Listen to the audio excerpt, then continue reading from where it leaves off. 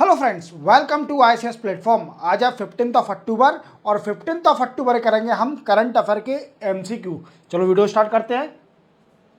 First question, who become chairman and managing director and chief executive officer of Indian railway finance corporation.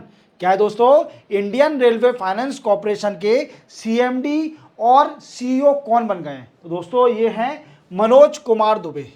Manoj Kumar Dubey ये MD और CEO बने हैं किसके? Indian railway finance corporation के। अब ये क्या है? तो दोस्तों ये सेटअप हुई थी 1986 में। कब ये कॉरपोरेशन सेटअप हुई थी? 1986 में। और इसका काम क्या है? इसका काम है टू कलेक्ट और mobilize fund from domestic and international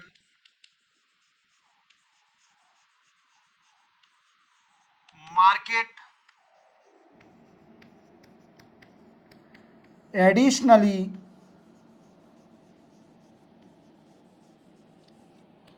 budgetary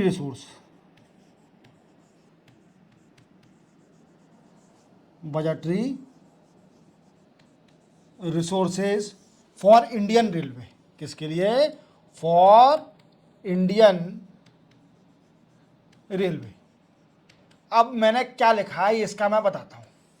क्या होता है कि आप जानते हो कि बजट पास होता है और इसके लिए रेलवे के लिए भी अलग से अलोकेट किया जाता है पैसा बजट के अंदर। क्लियर? अब क्या होता है, इंडियन रेलवे को मान लीजिए बजट के अलावा भी पैसे की जरूरत है, तो ये क्या करती है? ये इंडियन रेलवे फाइनेंस कॉरपोरेशन ये मोबिलाइज करती है फंड को फ्रॉम इंटरनेशनल और domestic market to meet the additional requirement of the fund that to fulfil the Indian railway requirement. तो समझ गए पूरी बात को कि कौन बने अभी एमडी? ये बने हैं मनोज कुमार दुबे। क्लियर? चलते हैं नेक्स्ट क्वेश्चन पर। नेक्स्ट है recently which PSU means public sector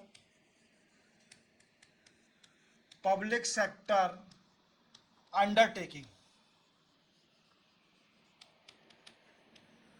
public sector undertaking become 14 company to get Maharatna company. अब ये बड़ा ही इंपॉर्टेंट क्वेश्चन है। ये पूछ रहा है कि बताइए 14th महारत्न कंपनी कौन सी बनी है? अभी 13 है और 14 और बन गई है महारत्न कंपनी। अब ये होता क्या है महारत्न कंपनी? तो दोस्तों महारत्न कंपनी का मतलब होता है कि फाइनेंशियल ऑटोनॉमी। जब गवर्नमेंट का कंट्रोल बिल्कुल फ्री कर देती है तो उसको बोलते हैं महारत्न कंपनी। और डिसीजन मेकिंग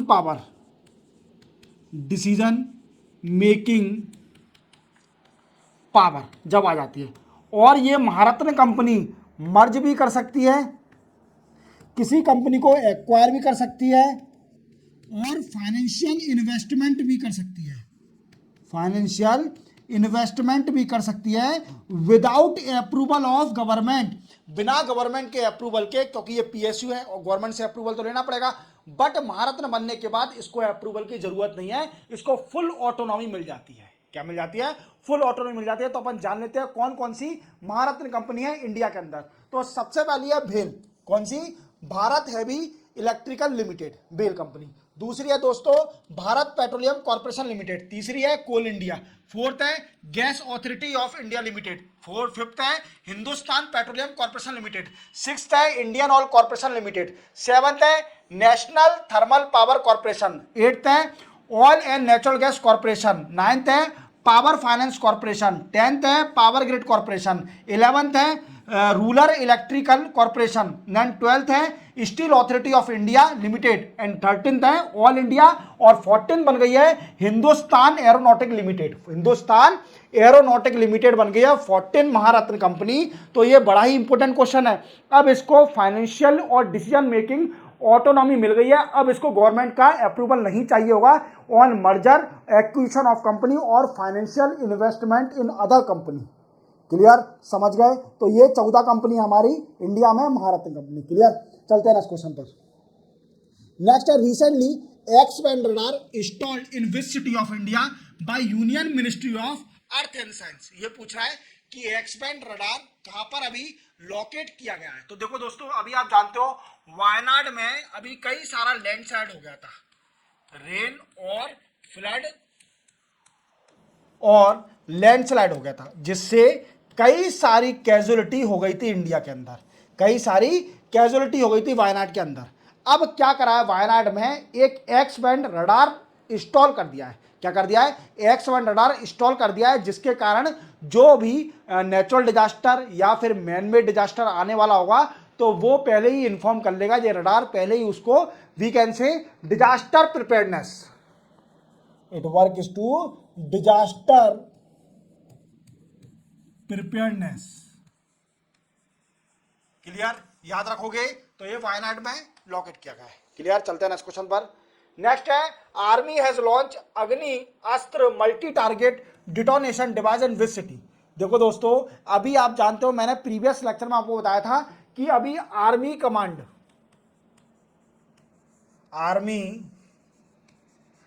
कमांड कॉन्फ्रेंस चल रही थी, और ये कहां चल रही थी, ये चल रही थी गंगटोक में। गंगटोक कहां पर है, सिक्किम में। क्लियर, सिक्किम में गंगटोक में ये कॉन्फ्रेंस चल रही थी। अब इस कॉन्फ्रेंस में क्या हुआ, तो इस कॉन्फ्रेंस में एक मल्टी टारगेट डिटोनेशन डिवाइस को लॉन्च किया है, जिसका नाम है अग्निशस्त्र, अग्नि अस्त्र। क्लियर, अब मैंने ये भी बताया था कि इस कॉन्फ्रेंस में क्या डिस्कस किया गया, related to security challenges। Clear, this is the main motive of conference. Clear, तो ये गंगटोक में अभी इसको लॉन्च किया है आर्मी ने, अग्नि अस्त्र को, जो कि मल्टी टारगेट डिटोनेशन डिवाइस है। क्लियर, चलते हैं नेक्स्ट क्वेश्चन पर। नेक्स्ट है, which day is observe as breast cancer awareness day 2024। Breast cancer awareness day 2024 कब मनाया जाता है, तो ये मनाया जाता है दोस्तों 3 अक्टूबर 2024 को। कब, 3 अक्टूबर 2024 को ब्रेस्ट कैंसर अवेयरनेस बढ़ाने के लिए ये ऑब्जर्व किया जाता है। क्लियर, अब इसमें क्या होता है कि ब्रेस्ट कैंसर का अवेयरनेस बढ़ाना, इसका मेन मोटिव क्या है, ब्रेस्ट कैंसर की अवेयरनेस को बढ़ाना। क्लियर, चलते हैं नेक्स्ट क्वेश्चन पर। नेक्स्ट है, Daron Acemoglu, Simon Johnson, James Robinson get Nobel prize in which field. Very very very very important. अब आपके मन में डाउट आ रहा होगा कि सर ये इंपोर्टेंट क्यों है, क्योंकि नोबेल प्राइज जितने भी हैं 2024 के, मैंने पूरे नोबेल प्राइज आपको बताए हैं, तो याद रखना कौन कौन से नोबेल प्राइज किसको मिले हैं, ये पूरा याद रखना। तो इकोनॉमिक्स का नोबेल प्राइज मिला है 3 पर्सन को। क्लियर, ये इकोनॉमिक्स का नोबेल प्राइज है, और ये मिला है डेरोन एकेमोंगलू, साइमन जॉनसन और जेम्स रॉबिन्सन। अब इनको किया क्या है, इनको क्यों मिला ये अवार्ड, तो देखो दोस्तों, इन्हें क्या किया, एक theory the, societal institution affect on country prosperity. क्या बोला इन्होंने कि जो सोसाइटी के इंस्टीट्यूट होते हैं, जैसे लॉ एंड ऑर्डर हो गया, तो ये क्या करता है, ये कंट्री की ग्रोथ पर डिपेंड करता है। अगर ज़्यादा अच्छे इंस्टीट्यूट होंगे तो कंट्री ग्रोथ अच्छी होगी, अगर इंस्टीट्यूट और लॉ एंड ऑर्डर खराब होगा तो डेफिनेटली कंट्री की ग्रोथ नहीं होगी। और इन्होंने एग्जाम्पल कौन सा लिया, इन्होंने एग्जाम्पल लिया कॉलोनियल एरा का। वी कैन से, जब कॉलोनियल एरा था तब इन्होंने एग्जाम्पल लिया कि जैसे मैं बताया कि कॉलोनियल कंट्रियों में क्या होता था, पहले लॉ एंड ऑर्डर अच्छा नहीं था, law and order we can say अच्छा नहीं था, जिस कारण क्या होता था कि लोग बाग पुअर थे और एक्सप्लॉयटेशन होता था लोगों का, जिस कारणवश कंट्री की ग्रोथ नहीं होती थी, जिस कारणवश कंट्री की ग्रोथ नहीं होती थी। तो आप एक चीज को याद रखना, इन्होंने एक थ्योरी दी थी जिसमें बोला कि सोसाइटी के इंस्टीट्यूशन मेजर रोल प्ले करते हैं कंट्री की ग्रोथ में। अगर सोसाइटी के इंस्टीट्यूशन बेटर होंगे तो कंट्री की ग्रोथ अच्छी होगी, अगर सोसाइटी के इंस्टीट्यूट बेटर नहीं होंगे तो कंट्री की ग्रोथ अच्छी नहीं होगी, मीन्स है ग्रोथ नहीं, प्रॉस्पेरिटी नहीं हो पाएगी। क्लियर, चलते हैं अपन नेक्स्ट क्वेश्चन पर। वेरी वेरी इंपॉर्टेंट है, याद रखना। Recently, rural household income increased by what percentage over past 5 years as per survey by NABARD। NABARD क्या है, national bank for agriculture and rural development, NABARD का ये फुल फॉर्म है। अब क्वेश्चन बनता है, ये फुल फॉर्म तो सर आपने बता दिया, पर इसका एक अभी सर्वे आया था as per survey by NABARD. इसमें बोला गया कि 5 साल के अंदर रूरल हाउस होल्ड की जो मंथली इनकम है, एवरेज मंथली इनकम, उसका परसेंटेज ग्रोथ हुई है। कितनी परसेंटेज? 57.6% ग्रोथ हुई है ओवर 5 ईयर में। किसकी? Average monthly income of rural house hold. पहले देखा जाए तो 2016 और 17 में रूरल हाउस होल्ड की इनकम थी सिर्फ ओनली 8059।